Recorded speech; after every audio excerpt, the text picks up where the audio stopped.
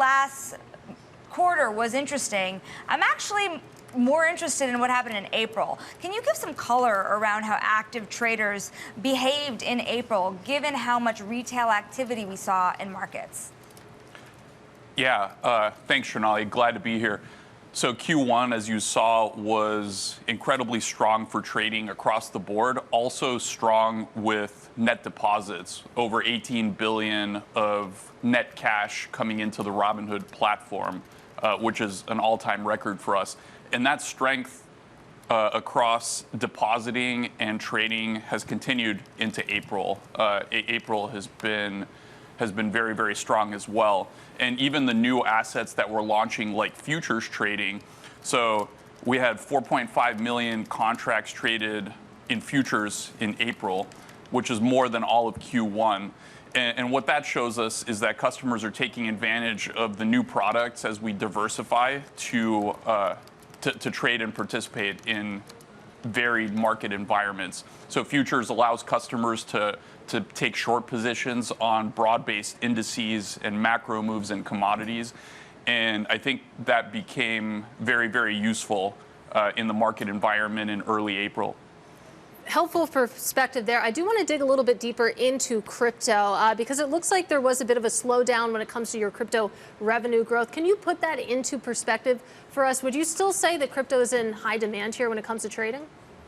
Well, if you look at our crypto business in Q1, we did about 260 million in revenue. So zooming out over a longer time horizon, that's the second biggest revenue quarter for crypto in many, many years. So Q4 last year was incredibly strong.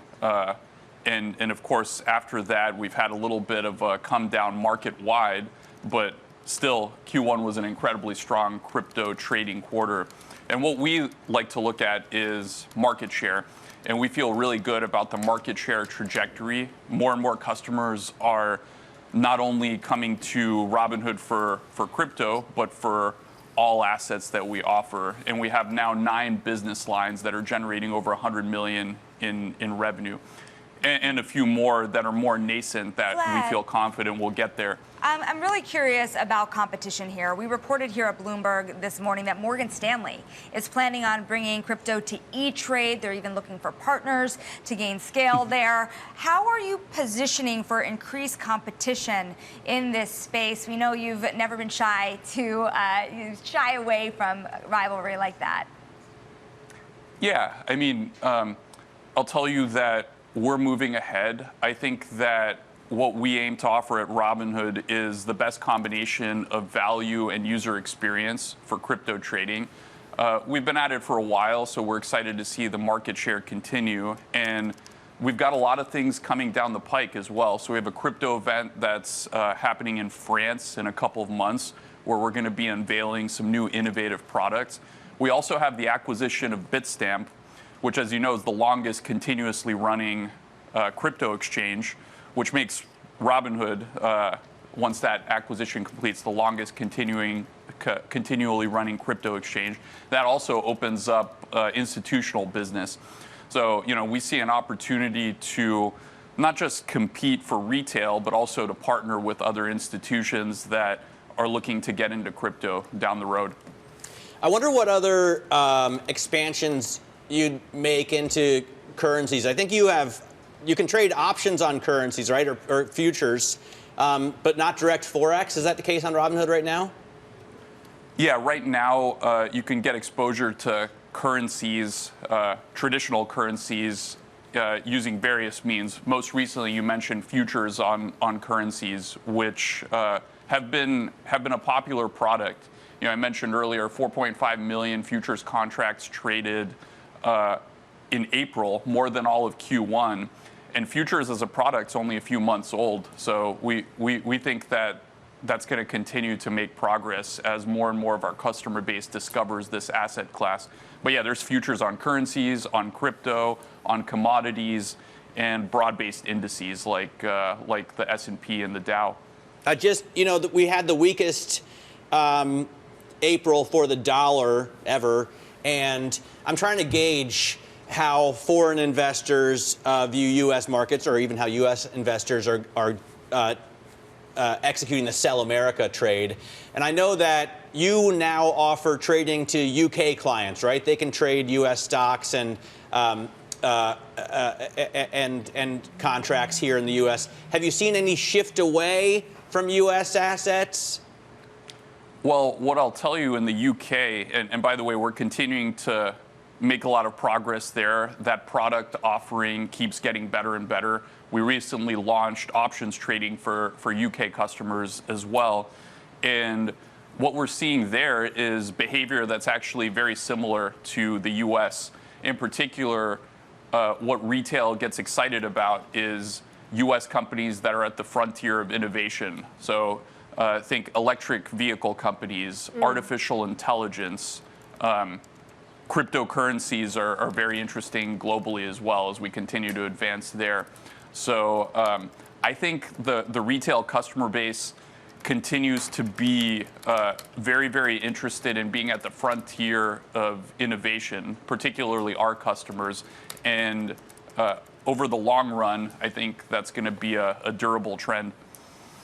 So worst month for the dollar since 2022, I believe. Vlad, I want to talk about the month that was overall and what it meant for Robinhood, because we were joking about how quiet April was because the S&P 500 ended only about 0.8% lower, but we know there was a lot of intra-month volatility. One of your competitors, Schwab, just said that they posted their 2 busiest days ever in the past month. How active were traders on Robinhood over the past month or so? Yeah, April's continued to be incredibly strong across the board. I talked about futures already, but equities and options are at or near multi-year highs, and net deposits has continued to be remarkably strong. We talked about 18 billion in net deposits in Q1, which was an all-time record. April has continued that, so people are continuing to deposit in April. So yeah, you're seeing at Robinhood customers continuing to put more and more of their assets onto the platform. We're continuing to grow, and we're also diversifying the business with the end goal of being the place where you can buy, sell, or hold any financial asset or conduct any financial transaction. And it's not just trading. We had a gold event, the Lost City of Gold in San Francisco about a month ago, where we launched a digital advice product. AI features were announced, Robinhood Cortex. We also announced Robinhood Banking, which will help customers, particularly at the high end of the market, engage in banking services. Vlad, So there's another service plenty more coming that you have said you're now going to be offering in further scale, prediction markets, and it's pretty controversial on this set. I am a sports bettor. Matt does also correctly often point out it is an addictive tendency for many dangerous, as well, can be very dangerous. We keep my inclinations in check here. But Vlad, what are your projections for the potential of the sports prediction markets in particular for Robinhood? Yeah, so it's been live for about 6 months, prediction markets as a whole for Robinhood.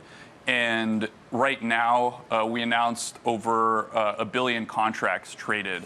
So I'd say first 6 months exceeded our expectations. It's a nascent asset class, so we didn't exactly know what customer demand would look like before we offered it. But we offered the presidential election, March Madness. We have a wide range of economic indicators, including consumer price index and federal funds rate and other things. Price of gas, we have a prediction market on that. And we've been adding more and more sports, including NBA playoffs and NHL playoffs and Masters. So it's been growing. We announced that it's right around 20 million annual revenue run rate in the earnings call. And we think that can continue to grow. I think that prediction markets aren't just interesting as an asset for traders, but over the long run, prediction markets are the future of news. Customers, retail and institutional alike, are in need of more accurate news and information in real time. I think prediction markets provide that as a societal benefit in addition to utility for traders. So we're excited to lean in there, and we know it's early, but we think there's vast potential in the asset class.